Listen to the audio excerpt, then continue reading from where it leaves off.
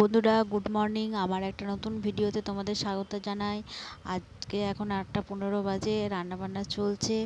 আর প্রচণ্ড শরীরটা যে ভালো নেই, মাথাটা খুব যন্ত্রণা করছে আর ভারীও হয়ে আছে। কালকে সারা রাত এসেই চলেছে বলে কিনা বুঝতে পারছি না, মাথাটা তো চাগাতেই পারছি না।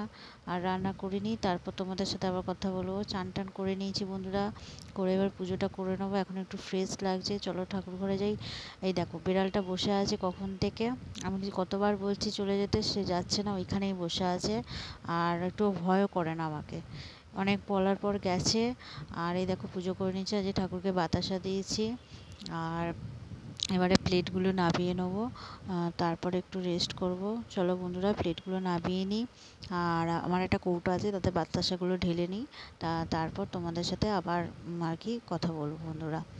আর এখন হচ্ছে 2:15 বাজে। কী রান্না করেছি দেখাবো, চলো খেয়ে নিই। ভাত, উচ্ছে আলু চচ্চড়ি, পুঁই শাকের চচ্চড়ি। আর এদিকে হচ্ছে ঝোলটা আজকেরই ঝোল, ওই দুপুরবেলা ঠান্ডা গেছিলো, একটু গরম করছিলাম, ঝিঙে দিয়ে আলু দিয়ে পটল দিয়ে মাছের একটা ঝোল করেছিলাম। আর খেয়ে দিয়ে শোয়ার পরে ভিডিও করতে পারিনি। এই দেখো সন্ধ্যাবেলা ডাইরেক্ট রুটি করতে চলে এসেছি। আর এদিকে সোয়াবিনের তরকারি ফুটছে, সোয়াবিনের তরকারি করেছি, বোঝা যাচ্ছে না যদিও। এই জন্য দাঁড়াও একটু তোমাদেরকে খুন্তি দিয়ে দেখাই। সোয়াবিনের তরকারি করেছি। আর তারপরে হচ্ছে আমি বলেছিলাম যে মা ম্যাগি করেছে খেতে, তোমাদের দাদাকে বললো না খাবো না, আমি পাস্তাই খাবো। আর এদিকে দেখো সোয়াবিনের তরকারি হয়ে গেছে রেডি, গরম গরম। আর ওই জন্য আবার এই দেখো পাস্তা রেডি করার জন্য পাস্তাটা নিয়ে নিয়েছি, গরম জল বসিয়েছি নুন দিয়ে ফোটানোর জন্য। আর এদিকে তেল গরম করে নিচ্ছি।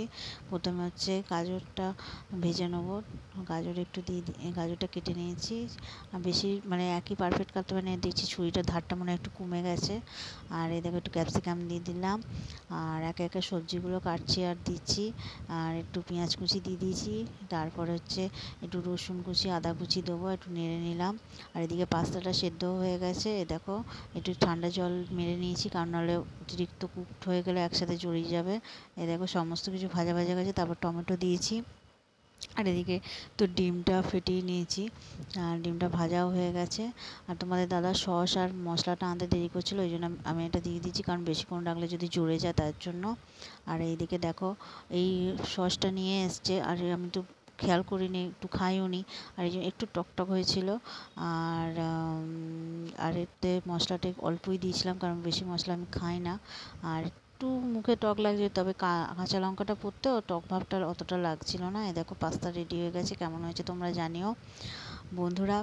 পাস্তাটা তো খেয়েছি, কিন্তু আমার একটু প্রথমে টক লেগেছিলো, তারপরে যখন লঙ্কাটা পড়েছে তখন ঠিকঠাক অ্যারেঞ্জ হয়ে গেছিলো মুখে।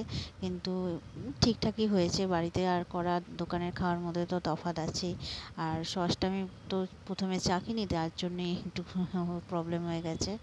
আর আমি কিছুদিন আগে একটা দুটো ক্লিপ অর্ডার করেছিলাম অনলাইনে, তার জুয়েলারি ক্যাফে নন্দিতা মোদকের থেকে। আমি এখনও সেটা খুলিনি, তা তোমাদেরকে দেখাবো চলো। আমি ওই ক্লিপটা অনেক দিন থেকে কিনবো করছিলাম, কিন্তু কেনা হয়ে ওঠেনি, তা আজকেই এসছে। আর তোমাদের দেখাই চলো, এই দেখো এখন আনবক্সিং করব তোমাদের সাথে। আর খুব টাইটলি মানে আর কি বাঁধা, তো দেখাই।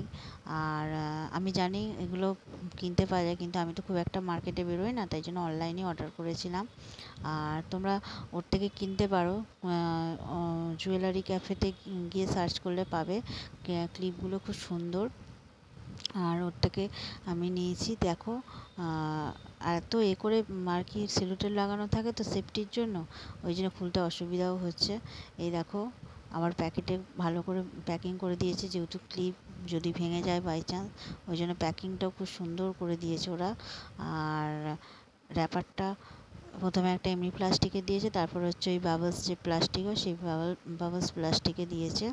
আর এই দেখো ক্লিপ দুটো, প্রথমে হচ্ছে এই পার্পল কালারটা, আমার তো ভীষণ পছন্দের, কেমন হয়েছে তোমরা জানিও।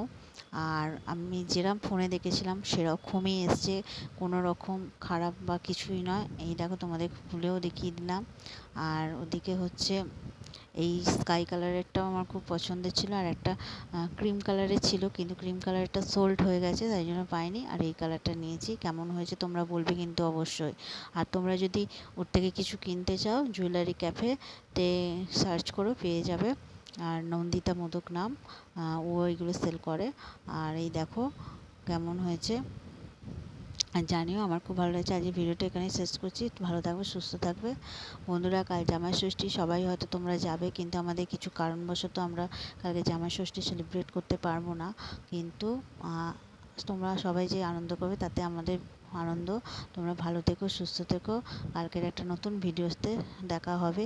দেখা যাক কালকের দিনটা কেমন কাটে, কারণ কালকের দিনটা কেমন কাটবে সেটা তো আমি আজকে থেকে বলতে পারি না। Good night.